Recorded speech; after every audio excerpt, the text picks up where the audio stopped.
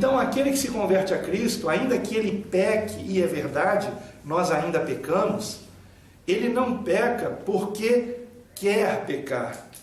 Ele peca como consequência de uma vida ainda não totalmente consagrada a Deus. O pecado é um sintoma de uma enfermidade espiritual. Quando eu caio numa tentação, significa que a minha vida com Deus ela não está muito aproximada como deveria. Porque se eu estivesse realmente cheio do Espírito Santo, eu teria conseguido vencer aquela tentação. Eu uso muito o exemplo de passar os canais de televisão em casa quando não tem ninguém perto. Se ao passar os canais de televisão procurando alguma coisa para assistir, eu me deparo com uma cena de promiscuidade, se eu estou fortalecido no Espírito, imediatamente eu vou rejeitar aquilo e passar para outro canal. Mas se eu estiver fraco, espiritualmente falando, eu vou me demorar um pouquinho ali. Vou olhar para um lado, vou olhar para o outro, não tem ninguém olhando, vou ficar um pouquinho aqui. Só um pouquinho, sabe? E aí começa um abismo a chamar outro abismo. Então, quando nós estamos num pecado, significa que nós precisamos orar mais, precisamos meditar mais na palavra, porque a palavra de Deus nos purifica, a meditação na palavra de Deus, a oração na palavra de Deus nos lava, nos fortalece. A palavra de Deus nos fortalece. Então, quando nós oramos e pedimos a Deus que a palavra dele se faça presente na nossa vida, nós nos tornamos fortalecidos para não cairmos em tentações. Então, percebam que um verdadeiro convertido, ainda que ele peque, ele não quer permanecer no pecado. E se ele pecar, imediatamente vem uma tristeza profunda, um arrependimento genuíno, um constrangimento. E aí é que nós não podemos entrar no ciclo vicioso de não orarmos porque pecamos.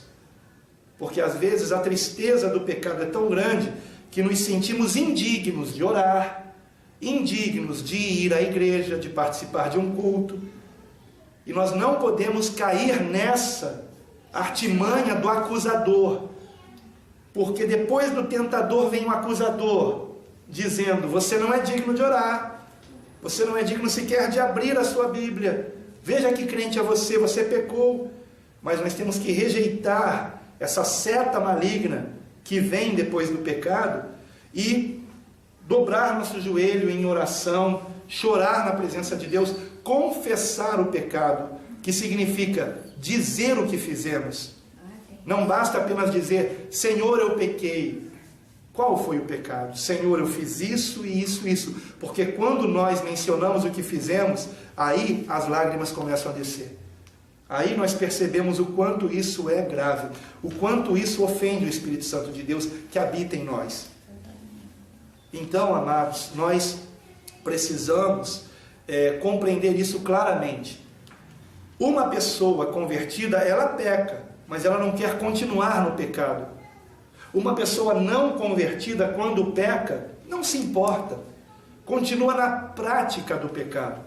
E por isso é que o texto anterior que lemos, o versículo anterior que lemos de 1 João 3,8, começa dizendo: aquele que pratica o pecado procede do diabo. Compreendem? Uma pessoa que pratica o pecado, mas nós não queremos praticar o pecado. Nós queremos, pelo contrário, pecar cada vez menos. E de fato, numa vida cristã genuína, numa conversão genuína, o pecado cada vez se torna mais raro na nossa vida. Até mesmo as nossas características de personalidade que eram negativas, elas vão se tornando cada vez mais raras. Se eu era uma pessoa inclinada a gritarias, a iras, a momentos de furor, isso vai se tornando cada vez mais raro. E eu estou falando de mim mesmo nesse ponto, né? Porque eu sempre fui uma pessoa muito assim, muito sanguíneo. Eu tinha um pavio muito curto, mas com o passar dos anos isso vai sendo trabalhado no nosso coração. Nós vamos nos tornando pessoas mais mansas, pessoas mais pacientes, pessoas mais tolerantes. E toda e qualquer fraqueza que nós tenhamos vai à medida em que nós vamos orando mais, meditando mais na palavra, nos fortalecendo em Cristo, essas nossas características negativas, elas vão desaparecendo, porque nós vamos cada dia mais chegando perto da estatura do varão perfeito, que é o Senhor Jesus Cristo. Amém. Esse é o propósito da salvação. Amém. Nós nos tornarmos cada dia mais parecidos com um verdadeiro Filho de Deus, e o Filho de Deus é Jesus Cristo, Amém. Nosso Senhor e Salvador. Amém? Amém. Glória a Deus.